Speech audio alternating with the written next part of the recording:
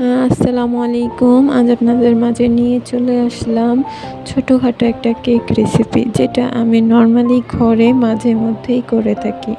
প্রথমে আমি ডিমটা বিট করে নিলাম, ডিমের সাথে একটু চিনিও বিট করে নিলাম।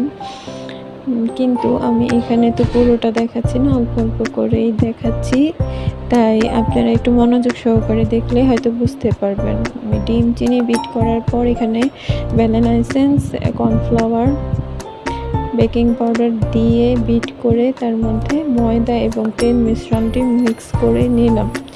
এখন আমি যে বক্সটাতে কেক বানাবো ওইটাতে একটু তেল দিয়ে নিছি, যাতে একটা কাগজ বিছিয়ে নিছি যাতে কেকটা নিচে না লাগে।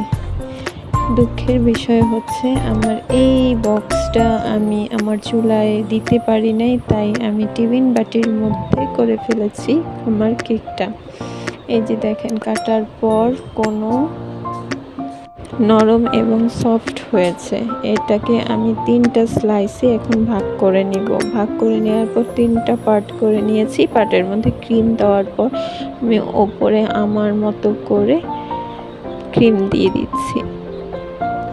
কিছু চকলেট নিয়েছি, চকলেটগুলো ওপরে বিটার দিয়ে বিট করে দিয়েছি। জাস্ট ফিনিশ আমার কাজ। ভালো লাগলে অবশ্যই লাইক কমেন্ট দিয়ে পাশে থাকবে।